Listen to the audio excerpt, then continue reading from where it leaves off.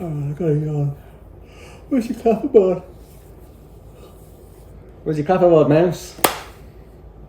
You mocked me for that. Seriously? Yep. I haven't got anything written on it though. Anyway. Okay. Hi, we're Matt and Mouse and we live on the west coast of Canada. We moved here about 20 years ago, and like many people, we've had our ups and downs over the years, but we've loved every minute of being here. When the pandemic hit, we decided that now was the time to commit to our future plans, have a dream cabin in the woods, and just go for it. This is our story.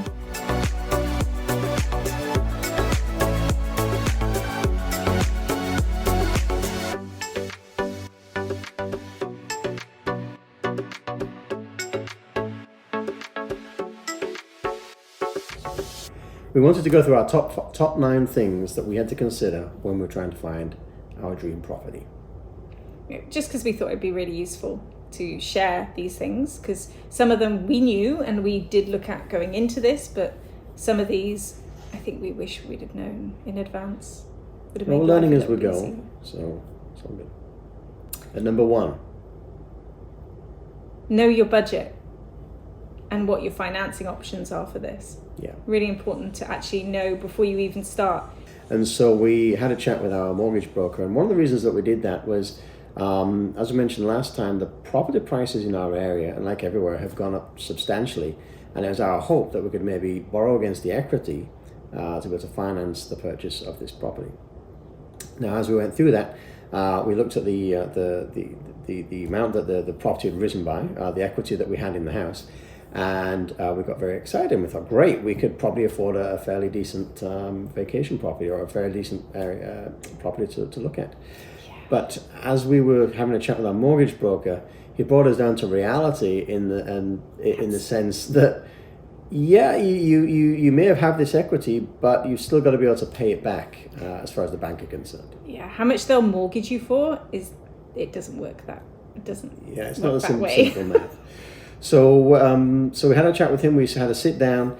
We went through all the figures, and he came out and gave us a final budget. Said this is what you can use in your house, and that the bank will give you. So that is your budget to go out and find. So at least we had a specific amount that we knew that we could spend. Also, under the bracket of know your budget and know what your financing options are, be aware that buying land is very different to buying a house, and because the bank looks at it a very different way, and banks don't like to mortgage straightforward land. Is that no? Yeah, they find they're much happier to mortgage you a house, but straightforward land, because land doesn't appreciate at the same rate as a house does, I believe. Well, it's easier for them to sell a property than it is to sell land. So it's easier for turnaround. So if we don't pay the mortgage, they can flip it and sell it. Yeah, so you might come across that slight barrier when you're going for your financing, because some lenders don't like lending on just straight land, whereas they're okay with houses. So you have to be ready for that before you go in. Yeah. And number 2, making a list of all the must-haves and just nice-to-haves that you'd be looking for in a property that you're looking to purchase. So when we went around, we decided, hey, our dream is to have a cabin by a lake.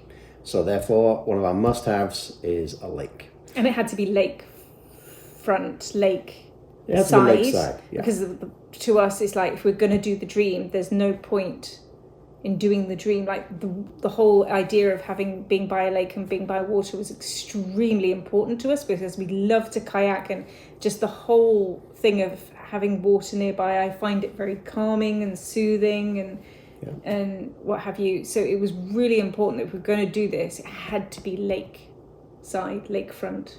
Yeah. So that was a big must have for us. Might not be for you. Maybe you just want something in the woods. Maybe you want something with fields because you want to have livestock or horses or, whatever. Obviously, your must-have is going to be different to our must-haves. And then, so you make your absolute must-have. So another must-have for us was it had to have internet cell service, because of the way we both work for our jobs It meant we needed to have access to the internet. We needed to have access to cell service.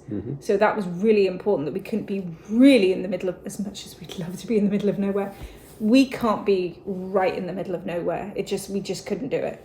So that was on our must-haves. And then you have the nice-to-haves, which you can compromise on, because life is all about compromises. There's never the perfects, right? So for example, one of our nice-to-haves was lots of trees, privacy from neighbours and other properties that are around us. But trees are something you can plant. True. So that's why it was on the nice-to-haves rather than the must-haves. But everyone's different, and you have to know going into this, because then, again, when you're looking at this enormous list of properties to think about visiting, you can scratch the ones that don't fit the must-haves. Now, one of the things we did, because I'm incredibly data-driven, was as we started making this short list of properties to go and visit, we threw them in an Excel spreadsheet. And so we had properties down one side, and across the top we had all of the different must-haves and would be nice-to-haves in each particular column. That allowed us to keep a track of whenever we went to see a property, we could kind of rate them kind of 1 out of 3 as to how well they met the must-have or the nice-to-have feature list. Then that just made it incredibly easy. At the end, we could just add up the line, and the one with the highest value was supposedly going to be the winner. It didn't work out quite like that, but it did help in narrowing down the list based on our list of must-haves and nice-to-haves. Yeah, it certainly helped with decision making and deciding where not to look. So, yeah. Number 3, start thinking about the general area in which you want to be, and do as much research on that general area as you can. In our case, we looked at, I think, 3 areas of BC that we were looking at that we knew were laked. So like the Kootenays, we were looking at the Caribou, and we were looking at the Okanagan. Did we look at the Okanagan? Yep. Certain areas of the Okanagan. So we were looking at the areas and looking at things like, which areas within them had cell service and internet and things like that, which areas were patchy for that kind of thing, which of those areas had the lakes that we wanted, and things like atmospherics, like how cold were they going to get, how warm do they get, just all these kind of things that you want to know if you're going to end up living there. You need to know as much about those areas and the people in them as much as possible. I ended up joining a bunch of Facebook groups to get a feel for what the people were like in those areas. Just, because if we're going to live with these people, you kind of want to know what they're like, really. Yeah, you went undercover. Right? I did. And also like things like crime rates in those areas, and, what are the challenges that these people are putting on Facebook, What are those challenges in the area? If you visit these areas or you already know people in these areas, great. That's half the battle won. But if you are not familiar with these areas, then do as much research before you ever commit to any kind of land ownership there. Yeah. Okay, number 4, find a good realtor in the area that you think you want to go to. And when I say find a good realtor local to the area that you are looking at, not your realtor from back home, because they don't know the cool little tricks of the area and the things that aren't written in the listing and things like that. You want someone who's actually there on the ground all day, every day, knows the area like the back of their hand.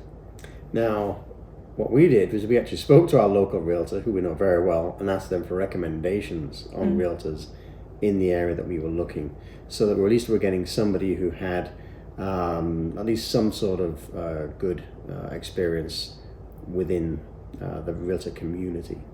Yeah, we weren't going blindly looking for a realtor. We went to find a well-reputed realtor. So we actually found because in 2 of the areas that we were looking at, or do you say 3? We actually had 3 different realtors that we ended up talking to, and they would send us listings as listings freshly became available. And they gave us some really good advice on certain things that we wouldn't have known, not being local. Yeah. Like, like the fire protection zones and And even like when you're come to think about putting in an offer, they know what other offers in the area, they know what other places nearby have gone for. So they can look this up, so then they can help you when you're putting in your offer, whether it's comparable to other offers on other pieces in the area or not. So, yeah. Now, having said that, you can also do that yourself using the BC Assessment website to look at those particular areas and see what the properties around that property are going for. Yeah, you could. Or recently sold for. Yeah, absolutely. But having the realtor in your court is really helpful. Especially when you find somewhere and you're ready to pull the trigger on it and make a move, just being able to call them and get them on the case rather than having to find a realtor at that point. Yeah. Number 5, go visit those areas. Go and visit those properties that you're considering. Like when we looked at some of those particular properties online, they looked amazing, and then we actually had to drive out and go and see them. That let us actually see what the drive was like, what the journey was like to that property. Because we want to be able to go out there on a Friday or Friday night. We don't want to be driving for like 9 hours to get there. So once we did that, we drove out and we actually vetoed a good number of the properties that we were interested in, purely because of either the journey or the location when we got there was just not matching our expectations. And even though they did some fantastic photography work, it really wasn't the kind of dream property that we were looking for. Yeah, you can see then things like, you might say it's a 5-acre parcel of land on the listing, and you see a lovely picture of this beautiful piece of land, and you get up there and you find actually that picture's only of the one usable acre on that 5 acres of land.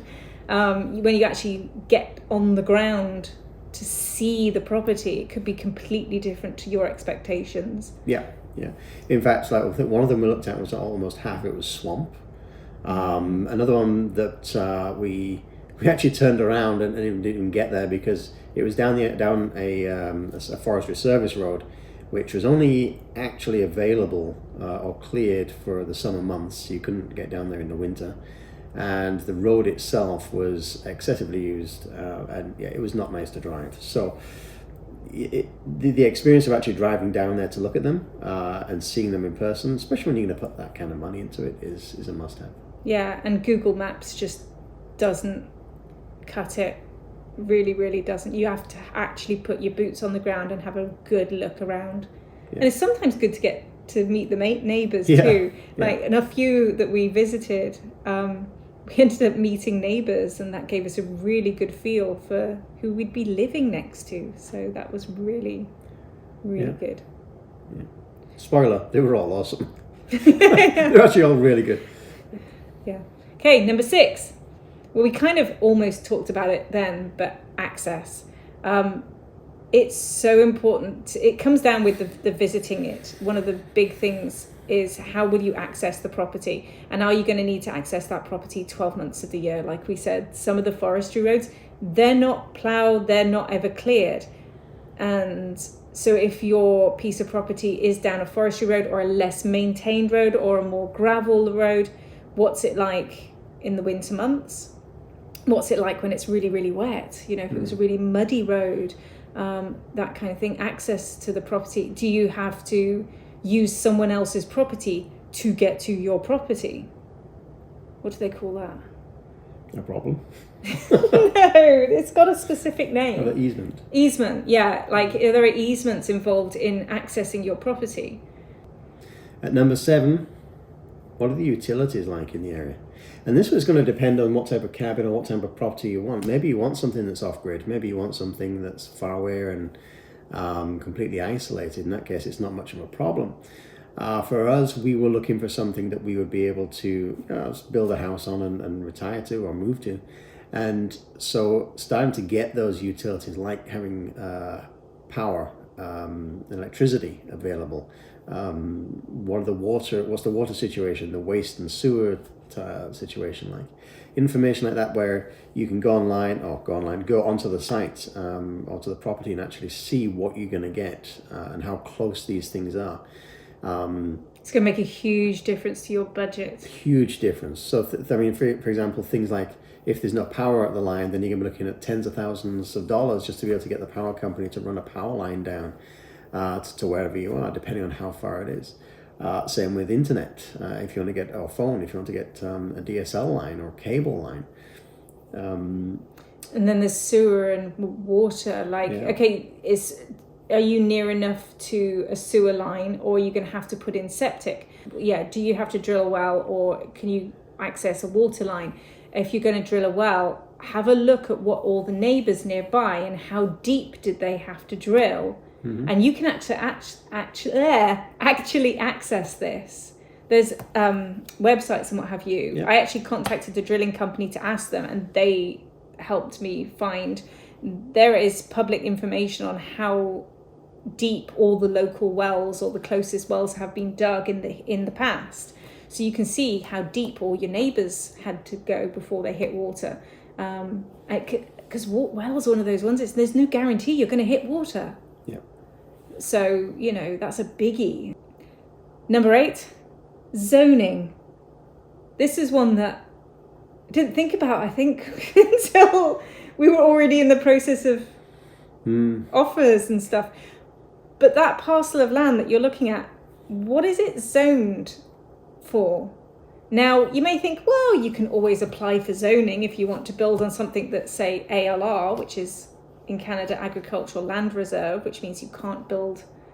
What's the rules with ALR? Is it you can only build a residence, but it has to be farmed, or so? I don't know. But that's definitely, I don't even know that. This is something you really need to know going in. What is that piece of property zoned for? Is it zoned for single house? Is it zoned for commercial? Is it zoned for ALR, agricultural use? So what can you put there, and how much of a hassle is it going to be to rezone it? And depending on which zone it is, you also have specific building regulations that apply to that zone.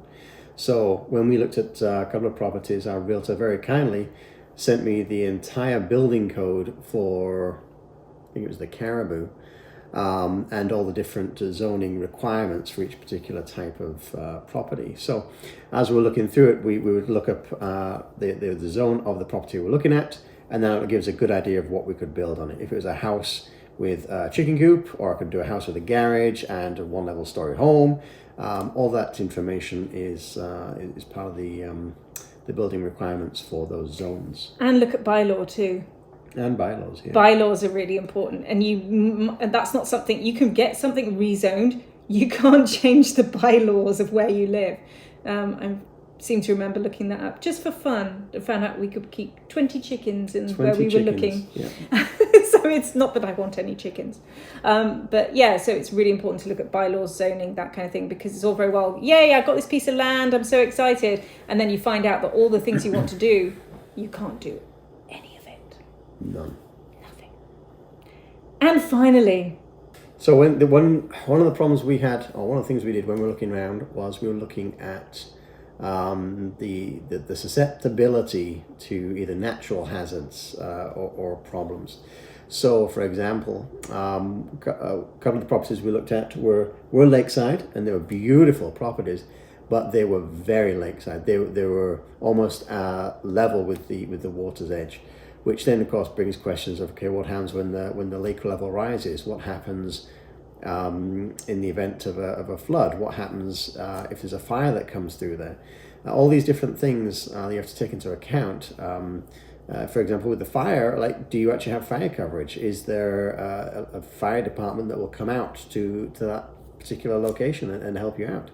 That's going to affect things like your insurance rates, if you get property insurance. All these things, especially with fire in BC. Like last year, we went through,